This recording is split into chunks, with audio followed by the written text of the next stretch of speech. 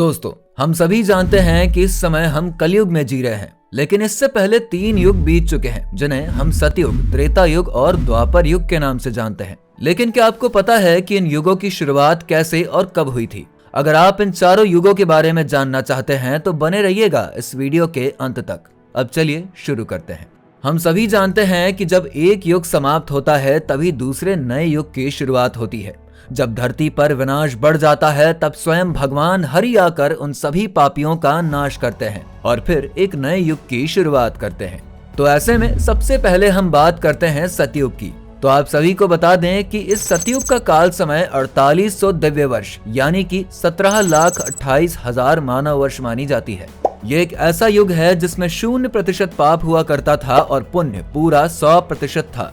ऐसे में लोग सोचते हैं कि जब पुण्य 100% का था तो भगवान विष्णु ने अपने अलग अलग अवतारों का जन्म क्यों लिया।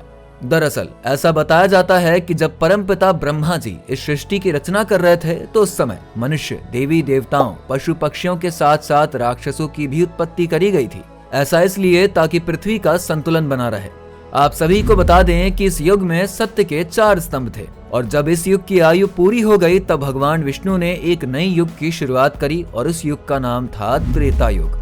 जब त्रेता युग की शुरुआत हुई तो इस युग में पाप 25% बढ़ गया और पुण्य 75% घट गया। और तो और सत्य के 4 स्तंभ थे लेकिन वो घटकर 3 हो गए। बता दें कि इस त्रेता युग में मनुष्य की आयु 10,000 वर्ष ही रह गई थी। इस युग में भगवान विष्णु ने वामन, परशुराम और अंत में भगवान श्री राम का अवतार धारण किया था, क्योंकि भगवान विष्णु ने इन सभी अवतारों को धारण करके रावण, कुंभकर्ण, बाली, अहिरावण जैसे राक्षसों का वध किया था। जब भगवान श्री राम ने रावण का वध किया उसके बाद भगवान राम ने अयोध्या में कई वर्षों तक शासन किया, लेकिन उनके देह त्याग देने के बाद ही तीसरे युग यानी द्वापर युग की शुरुआत हुई। इस युग में भगवान हरि ने श्री कृष्ण के रूप में जन्म लिया। इस युग में पाप की मात्रा बढ़कर 50% हो गई और पुण्य की घटकर 50% हो गई। और तो और इस युग में धर्म का आधा भाग यानी 2 स्तंभ खत्म हो चुके थे और बाकी 2 स्तंभ बचे हुए थे। इस युग के अंत में भगवान विष्णु ने श्री कृष्ण के रूप में अवतार लिया और इस पृथ्वी पर से अधर्म का साम्राज्य मिटाया और फिर पुनः धर्म का साम्राज्य स्थापित किया। इस युग में मनुष्य की आयु घटकर 1000 वर्ष रह गई थी और मनुष्य की लंबाई 10 से 11 फीट ही रह गई थी। इस युग की आयु 8,64,000 वर्ष की थी।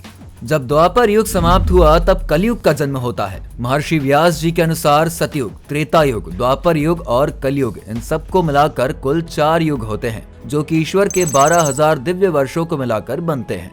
कुल समय 1200 दिव्य वर्ष या फिर 4,32,000 मानव वर्ष।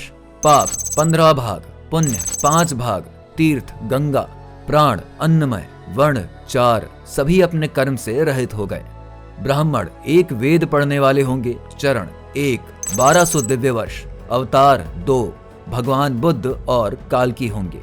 वहीं श्रीमद् भागवत गीता पुराण के 12वें स्कंद में लिखा है कि भगवान का कल्कि अवतार कलयुग के अंत और सतयुग के संधि काल में होगा। शास्त्रों की माने तो प्रभु श्री राम और श्री कृष्ण का अवतार भी अपने अपने युगों के अंत में हुआ था। इसीलिए जब कलयुग का अंत निकट आ जाएगा तब भगवान कल्कि जन्म लेंगे। वैसे तो कलयुग का कुल समय 1200 दिव्य वर्ष या फिर 4,32,000 मानव वर्ष है, जहां पर अभी इसका प्रथम चरण ही चल रहा है। इसके साथ ही आपको बता दें कि भगवान विष्णु का कल्कि अवतार निष्कलंक अवतार के नाम से भी जाना जाएगा। इस अवतार में उनकी माता का नाम सुमति होगा। इसके अलावा उनके 3 बड़े भाई भी होंगे जो कि सुमंत, कवि और प्राज्ञ के नाम से जाने जाएंगे। याज्ञवल्क्य जी उनके पुरोहित और भगवान परशुराम गुरु होंगे।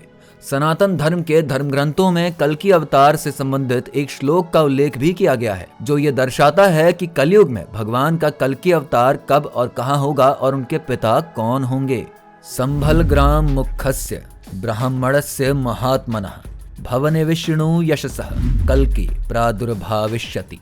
अर्थात संभल ग्राम नाम में विष्णु यश नामक श्रेष्ठ ब्राह्मण के पुत्र के रूप में भगवान कल्कि का जन्म होगा। ये देवदत्त नाम के घोड़े पर सवार होकर अपनी तलवार से दुष्टों का संहार करेंगे, तभी सतयुग का प्रारंभ होगा। दोस्तों, अभी आप लोग जिस युग में जी रहे हैं वो कलयुग है और इस कलयुग के बारे में आपका क्या कहना है हमें कमेंट में बताएं। वीडियो पसंद आई हो तो इसे लाइक और शेयर करके चैनल को सब्सक्राइब करें।